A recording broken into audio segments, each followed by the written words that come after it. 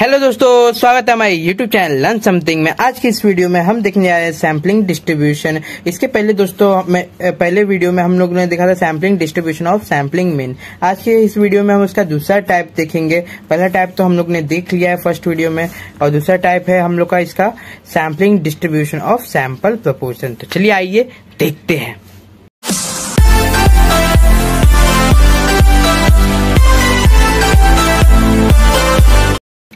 जैसे कि दोस्तों आप देख सकते हैं, हम आगे अपने topic sampling distribution of sample proportion.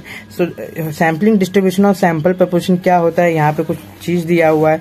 यहाँ पे क्या बोला है कि सपोज करना है कि suppose that a population is infinite. Infinite मतलब अनगिनत है, जिसको हम गिन नहीं सकते हैं, इतना बड़ा वो पॉपुलेशन है। And the probability of occurrence of an event. अब उसने एक और मतलब करके दूसरी बात क्या बोला हुआ है कि जो प्रोबेबिलिटी ऑफ अक्यूरेंस ऑफ कोई इवेंट है उसका क्या है, पी है। मतलब कितने संभावना है, जैसे कि हम लोग बोल सकते हैं, जैसे कि आप कोई ये चीज का ले लीजिए। जैसे आपने डाइस लिया, एक डाइस को अगर आपने थ्रो किया तो उसमें कितने चांसेस है कि 2 ही आए। मतलब 2 आने के चांसेस, मतलब जैसे कोई गेम आपने खेला, जीतने के चांसेस आपका क्या है, सो वो जीतने के चांसेस को हम लोग पी बोलते हैं, और जितने बार आप हारोगे उसको हम लोग क्या बोलेंगे, क्यू बोलेंगे। और इन दोनों को मिला के हमारा क्या होता है, पी प्लस क्यू, जो किसके इक्वल होता है, हमारा 1 के इक्वल होता है। सो वही यहाँ पे लिखा हुआ है कि कोई इवेंट है, उसके प्रोबेबिलिटी मतलब आने के चांसेस क्या है, पी है, जबकि प्रोबेबिलिटी ऑफ नॉन ऑक्यूरेंस मतलब उसके ना आने के चांसेस क्या है, क्यू। और Q किसके इक्वल है, 1 माइनस पी के। अब मैंने आपको बताया था P प्लस 1 क्या होता है, P प्लस Q क्या होता है, सो 1 होता है। So P plus Q is equal to 1 होगा। सो Q यहाँ प्लस कर रहा है और यहाँ P भी प्लस कर रहा है, तो हम लोग को चाहिए Q, तो P यहाँ प्लस है, उस साइड भेजेंगे, दूसरे साइड इज इक्वल टू, तो क्या हो जाएगा, माइनस हो जाएगा। तो Q is equal to 1 minus P, तो वही देखिए 1 माइनस पी आया है। फिर उसके बाद से देन यहाँ पे क्या बोला है, सैम्पलिंग डिस्ट्रीब्यूशन ऑफ प्रपोर्शन, उसे ही कहते हैं। फिर उसके बाद से मीन को हम लोग यहाँ पे क्या दिखाएंगे, म्यू, और यहाँ पे बेस में हमारा स्मॉल पी रहेगा। और स्टैंडर्ड डेविएशन हमारा क्या होगा, जहाँ पे हमारा एक्स बार आ रहा था, यहाँ पे पी आएगा। ये पी का मतलब क्या है दोस्तों, प्रपोर्शन। वहीं पे यहाँ पे म्यू एक्स बार आ जा रहा था, तो क्या हो रहा था, सैम्पलिंग डिस्ट्रीब्यूशन ऑफ मीन था। ये क्या है, प्रपोर्शन है, तो यहाँ पे मीन प्रपोर्शन और यहाँ पे स्टैंडर्ड डेविएशन प्रपोर्शन दिया हुआ है। अब मीन प्रपोर्शन किसके इक्वल है, तो पी के इक्वल है, जो कि आप यहाँ पे आप देख ही सकते हैं। और स्टैंडर्ड डेविएशन का प्रपोर्शन किसके इक्वल है, so under root of P into Q divide by N. वहां पे एन क्या है, हमारा सैंपल का साइज है। तो चलिए आइए इसके बेस पे कुछ सम देखते हैं। तो बेसिकली सम देखेंगे तो जिससे हमारा अंडरस्टैंडिंग लेवल बढ़ेगा। सो यहाँ पे चलते हैं अपने क्वेश्चन की तरफ। क्वेश्चन नंबर 1 हमारा क्या दिया हुआ है, find the probability that the next 200 childrens born. अब इसने क्या बोला है कि प्रोबेबिलिटी फाइंड की जिसमें 200 बच्चे बॉर्न होंगे। अब इसमें कुछ कंडीशन दिया, कैसे कैसे फाइंड करना है। A less than 40% will be boys, मतलब 40% से कम क्या होंगे, बॉयज होंगे। फिर बी क्या है, more than 54% will be boy, मतलब 54% से ज्यादा क्या होंगे, बॉयज पैदा होंगे, मतलब लड़के पैदा होंगे। सी क्या दिया है, between 43% and 57% will be given. और यहाँ पे हिंट क्या दिया हुआ, अज्यूम करना है कि equal probability for given and given रहेगा फॉर गर्ल्स होगा, आई थिंक गिवन है girls and boys. So start करते हैं। पहले तो आप सोल्यूशन लिखिए और लिखिए let the probability birth of boys क्या होगा, पी होगा। मतलब यहाँ पे बॉयज के बारे में ज्यादा बोला है तो उसको हम लोग पी ले लेंगे। पी क्या होगा हमारा 0.5, और let the probability of birth of girl क्या होगा, क्यू, उसको भी हम लोग 0.5 कहेंगे। क्यू 0.5 क्योंकि पी प्लस क्यू क्या होता है, 1 होता है, और 0.5 करेंगे तो हमारा 1 ही आएगा। फिर उसके बाद से म्यू ऑफ पी हमें क्या दर्शाता है, ये पी, तो प्रोपोर्शन का पी हमें दिखाता है। और किसके इक्वल है, पी के इक्वल है, जो कि हमने स्टार्टिंग में देखा था। जैसे कि आप देख सकते हैं यहाँ पे कि म्यू ऑफ पी क्या होता है, हमारा पी होता है जो हमारा सक्सेस रेट है, और क्यू होता है हमारा क्या, फेलियर रेट। फिर उसके बाद से पी क्या है हमारा 0.5, और कॉमा डाल के मैंने क्या लिखा है, स्टैंडर्ड डेविएशन ऑफ पी, मतलब पी का मतलब मैंने आपको पहले बताया प्रोपोर्शन। स्टैंडर्ड डेविएशन वो भी किसमें, प्रोपोर्शन में, इक्वल क्या होगा, under root of P into Q divide by N. और पी इंटू क्यू का वैल्यू क्या है, पी इंटू क्यू करेंगे तो 0.5 इंटू 0.5 डिवाइड बाय 200, क्योंकि एन कितने हैं हमारा एन ऑफ पी मतलब number of population, total number of population क्या है, जब 200, तो 200 हमारा आया।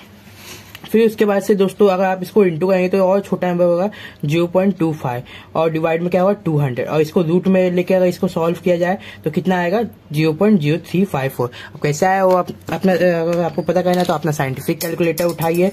साइंटिफिक कैलकुलेटर उठाने के बाद से आप इसको ऑन कर लीजिए और ऑन करने के बाद से लिखिए रूट, जैसे मैंने आपके सामने रूट लगाया, रूट लगाने के बाद से 0.5 इंटू 0.5 और डिवाइड बाय 200 ब्रैकेट डालिए, फिर इक्वल किए, देखिए 0.0003535, लेकिन पॉइंट के बाद से 4 नंबर से 3 का 4 हो जाएगा, तो देखिए 4 हो गया।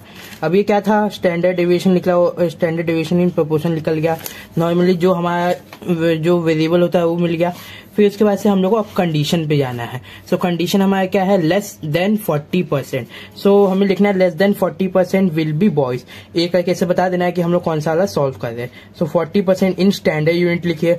अब 40% का मतलब क्या होता है दोस्तों, डिवाइड बाय 100 और ये पी का वैल्यू है। सो इसको डायरेक्टली डिवाइड करें तो क्या होगा 0.0, आपको दिखा देता हूं मैं, 40 डिवाइड बाय 100 हो जाएगा, कुछ ऐसा होगा। अगर इसको देखें तो 0 से 0 कैंसिल, अब एक 0 है मतलब पॉइंट के बाद 4 आएगा। अगर 2 0 होता तो 0.04 आता, लेकिन फिलहाल हमारा एक ही 0 बचेगा तो हमारा 0.04 आएगा। तो इसका p का वैल्यू क्या होगा 0.04, जो कि यहाँ पे मैंने लिख दिया है। और इसका फॉर्मूला है p minus mu p divide by standard deviation of proportion.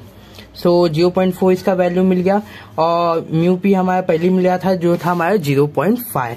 तो 0.5 पुट कीजिए और स्टैंडर्ड डेविएशन ऑफ प्रोपोर्शन क्या है, तो 0.0354। सो मैंने वो डाल दिया है। अब अपना साइंटिफिक कैलकुलेटर लीजिए या फिर अपने मन से सॉल्व कर लीजिए। और 5 में से 4 जाएगा, कितना बचेगा 1 बचेगा, तो 0.1 लिखिए क्योंकि यहाँ पे पॉइंट में है 0 पॉइंट में। सो डायरेक्टली मैंने लिखा है और यहाँ पे बड़ा कौन सा है तो 0.5 और इसके पास साइन कौन सा है तो माइनस का, तो माइनस लिखा और नीचे का नंबर ऐसे का वैसे। फिर इसके बाद से आप माइनस लगा के 0.1 डिवाइड बाय ये नंबर लिख लीजिए 0.0354 इक्वल कीजिए। देखिए आपके सामने वैल्यू आया -2.8248। अब इसके बाद से दोस्तों 8 और 5 है यहाँ पे, तो 5 ही है और 5 से छोटा नंबर तो है नहीं, तो हमारा 8 का क्या हो जाएगा 9 हो जाएगा। तो हमारा क्या है -2.8249। अब ये क्या था, हमारा वैल्यू निकल गया। अब दोस्तों हमें क्या करना है ना, एक सामने आपको ग्राफ दिख रहा है। ये ग्राफ में दोस्तों ये पूरा कर्व है, एक कर्व है। अगर मैंने इसको आधा किया तो क्या होगा 0.5 इधर हो जाएगा, 0.5 इधर हो जाएगा। एक पूरा था उसका मैंने आधा कर दिया। नेगेटिव है तो नेगेटिव साइड इस साइड आता है ग्राफ के और पॉजिटिव साइड उसके लेफ्ट साइड में आता है, सॉरी राइट साइड में आता है और लेफ्ट साइड में क्या आता है negative side. So left side में आएगा क्या कहीं पे 2.8249, तो मैंने ऐसा लिख लिया है। और यहाँ पे क्या है कि ये अंदर की तरफ नहीं है बाहर की तरफ जाए, क्योंकि अगर 2 वैल्यू होता तो मैं बोलता ये अंदर की तरफ जाए। अब हम लोग को ना 0.5 में से इसको क्या करना है माइनस करना है। सो हम लोग को इसका एरिया फाइंड करना है। सो हमारे पास पूरा है और थोड़ा सा है, तो हम लोग को इतना फाइंड करने में कितना टाइम लगेगा, कुछ टाइम नहीं लगेगा। तो बेसिकली हम लोग को इतने का ही फाइंड करना है। सो हम लोग को लिखना है therefore required probability is equals to 0.5 minus area between z is equals to 0। z क्या है दोस्तों हमारा इंटीजर है, कहाँ से है 0 से, देखिए 0 से लेके क्या तक है -2.82, इसलिए इसने बोला है 0 से लेके z इज इक्वल्स टू -2.8249 तक है। अब आप दोस्तों आपके पास देखिए ये एक लॉग टेबल के जैसा ही मतलब जेड टेबल है, इसका नाम है स्टैंडर्ड नॉर्मल डिस्ट्रीब्यूशन टेबल। आप मतलब मेरा डिस्क्रिप्शन बॉक्स चेक कर लीजिएगा, नहीं तो कोई और आगे का वीडियो जो आने वाला है उसका चेक कर लीजिएगा और उस पर लिंक रहेगा, उस पर आके आप रिक्वेस्ट भेजिएगा, मैं आपको भेज दूंगा, उसका प्रिंट आउट ले लीजिए, एग्जाम में आने ही वाला है। सो देखते हैं इसको। पहले तो दोस्तों हमारा क्या है -2.82, ये माइनस को मत ध्यान दीजिए, डायरेक्टली 2.82 देखिए। तो 2.8 देखिए, पहला जेड वाले कॉलम में जाइए 2.8, तो 2.8 मिला और उसके बाद सेकंड वाला नंबर देखिए। अब इसको हटा देंगे तो 0.02 ही बचेगा। सो 0.02 2.8 और इसको कौन सा लाइन देखें 0.02। तो यहाँ पे मैंने पेंसिल से एक ऐसे कर दीजिए, तो मेरा वैल्यू क्या है 0.4976। तो आए देखिए 0.4976। अब 0.5 में से क्या माइनस करना है, 0.4976। अब अपना साइंटिफिक कैलकुलेटर उठाइए दोस्तों, क्योंकि इसमें मिस्टेक होने के चांसेस बहुत रहते हैं। 0.5 माइनस 0.4976 मैंने इक्वल किया तो आया क्या मेरा 2.4 इंटू 10⁻³ सो देखिए मैंने लिख लिया है 0.0024। ये 2 कितने पोजीशन पे, थर्ड पोजीशन पे, यहाँ पे 3 खुद बता रहा है। फिर उसके बाद से दोस्तों आप 100 से इसको इंटू कीजिए, फॉर किसके लिए, परसेंटेज वैल्यू के लिए। सो हम लोग क्या मिल जाएगा 0.24%। वो भी क्या है, ये रिक्वायर्ड प्रोबेबिलिटी है। ये इसका निकालने का तरीका है दोस्तों। आगे इसको 100 से मल्टीप्लाई करना पड़ता है। फिर उसके बाद से हम लोग को ए वाला हमारा निकल गया। अब बी वाला क्या है, more than 54% will be boys. पहला टास्क दोस्तों सेम वैसे ही है। पहले तो हम लोग को डायरेक्टली क्या करना है, 54% इन स्टैंडर्ड यूनिट लिखना है। फिर इसको हम लोग को 54 है तो यहाँ पे मैंने लिखा है डिवाइड बाय 100 करना है, क्योंकि परसेंट का मतलब होता है 100। तो मैंने 100 से डिवाइड किया तो मैं क्या है 0.54। फिर उसके बाद से ये किसका वैल्यू, पी का वैल्यू। म्यू पी का वैल्यू हम लोग ने स्टार्टिंग में निकाला था, जो क्या था हमारा 0.5। सो 0.54 माइनस 0.5 और इसका भी हम लोग निकाला था, जो कि क्या था 0.0354, किसका, स्टैंडर्ड डेविएशन ऑफ प्रोपोर्शन का।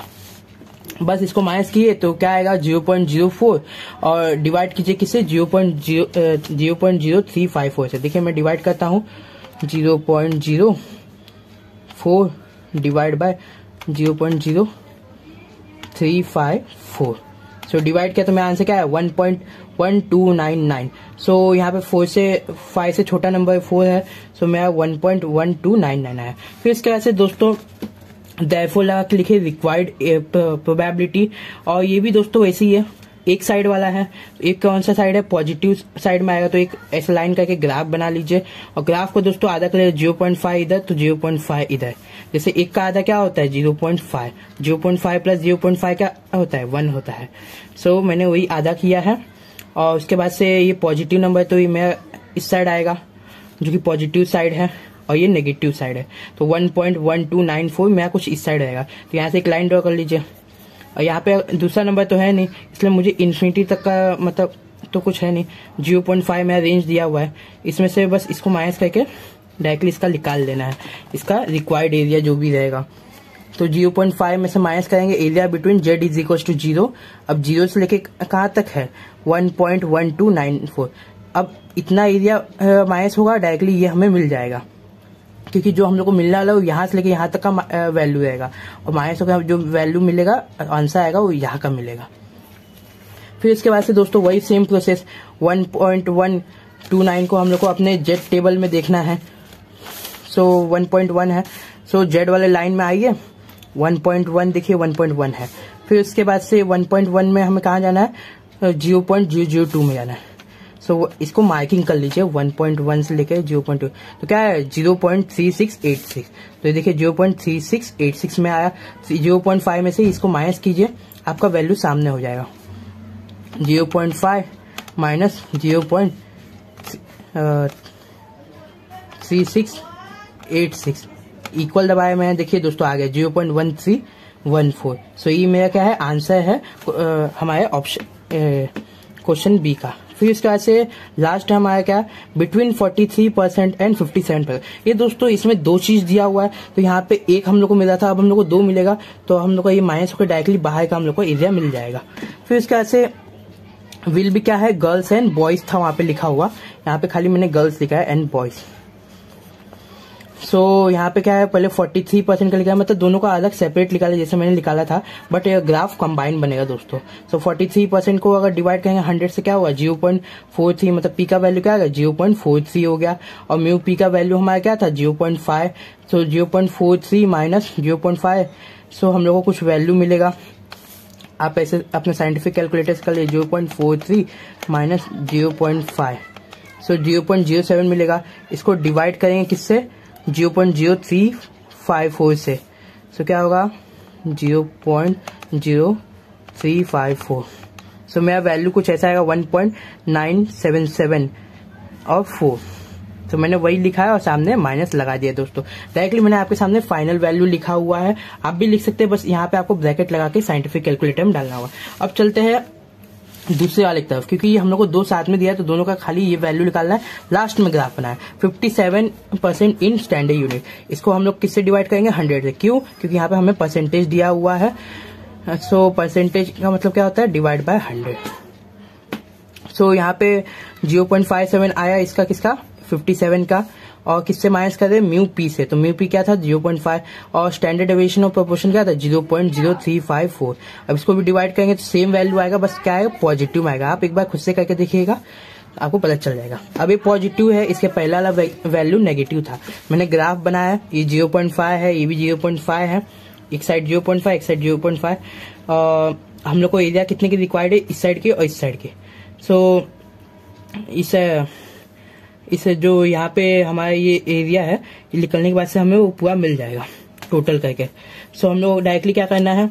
Required proportion area is between Z is equal to 0 to 1.9774।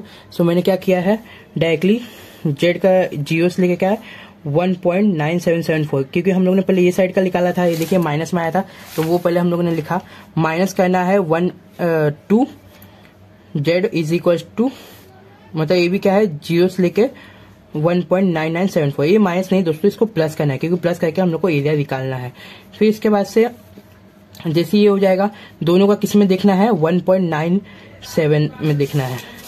सो आप फिर से अपना ये ले लीजिए, इसका पीडीएफ मैं आपको डिस्क्रिप्शन में दे दूंगा। सो 1.9 मिल गया मेरे को, और किस में जाना है? तो हम लोग को 0.07 में जाना है। तो 0.07 इस लाइन में आइए, देखिए नहीं, हाँ ये है दोस्तों। सो ये हमारा वैल्यू, आप अपना स्केल रख के कीजिए। मैं यहाँ पेंसिल से पूरा लाइन कर रहा हूँ, इसलिए मुझे मिल रहा है 0.4756।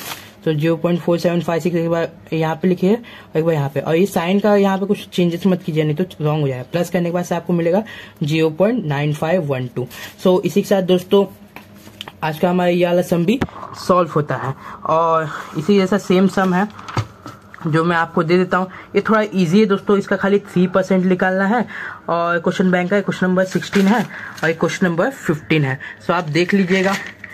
और एक और बात दोस्तों, इस वीडियो में आपके लिए एक मस्त मैंने न्यूज़ बताया था कि होने वाला है। मैंने सेम 2 में 2 वीडियो बनाया था, लीस्ट स्क्वायर रेग्रेशन। सो दोस्तों वो वाला वीडियो आपको इस सेम 4 में भी काम आएगा, जो कि यूनिट नंबर 5 है। इसमें क्या है? हमारा रेग्रेशन है। सो आप उसमें भी इसको यूज कर सकते हैं, बस उसमें एक्सपोनेंशियल वाला पार्ट नहीं है। अगर मेरा किसी दौरान नहीं हो पाता है चैप्टर कंप्लीट, तो आप उस वीडियो में फटाक से आके विजिट कीजिए। कैसे विजिट करना है आइए देखते हैं। जैसा कि दोस्तों आपको दिख रहा होगा मेरा यूट्यूब चैनल लर्न समथिंग, इस पे आते ही दोस्तों एक बार इस पर क्लिक कीजिए। जैसे मैंने क्लिक किया है, और क्लिक करते ही दोस्तों कुछ ऐसा व्यू आपको मिलेगा। इस पे व्यू चैनल लिखा हुआ है, जैसा कि आप देख सकते हैं। मैंने उस पर क्लिक किया, क्लिक करते ही आपको ऐसा कुछ इंटरफेरेंस दिखेगा। ऐसे इंटरफेरेंस में दोस्तों आपको प्लेलिस्ट में आ जाना है। प्लेलिस्ट में दोस्तों FIBCIT का सेम 2 वाला वीडियो जो मैंने पूरा सीरीज़ बनाया, उसमें जाइए। उसमें जाने के बाद से दोस्तों लीस्ट स्क्वायर रेग्रेशन करके नाम होगा। ये देखिए आपके सामने ये 2 वीडियो, पहला है और ये दूसरा है। सो यही वाला वीडियो हमारा क्या है? FIBCIT सेम 4 में भी काम आ सकता है। अगर आपका 5th यूनिट करना है तो आप ये वीडियो देख के कर सकते हैं। तब तक ले चलते हैं आगे। जैसा कि दोस्तों आपने देखा कि कैसे विजिट करना है, आपको पता चल ही गया होगा कि मेरे यूट्यूब चैनल पे जाकर कैसे कौन सा वीडियो देखना है यूनिट नंबर 5 के लिए। आप देख लीजिए। तब इसी के साथ आज का हमारा वीडियो खत्म होता है। एक बार बस आप यहाँ पे ये इसका सोल्यूशन देख लीजिए। सॉल्व करने के बाद से आपको चेक कर लेना है। इसी के साथ आज का हमारा वीडियो खत्म होता है। अगर वीडियो पे आप चैनल पे नए हैं तो चैनल को सब्सक्राइब कीजिए, और यहाँ तक पहुंचे तो प्लीज वीडियो को लाइक कीजिए, जिससे मुझे मोटिवेट मिले और मैं भी नए और वीडियोस आपके लिए ऐसे ला पाऊँ। तब तक के लिए मिलते हैं नेक्स्ट वीडियो में। Bye bye, see you soon, have a good day दोस्तों।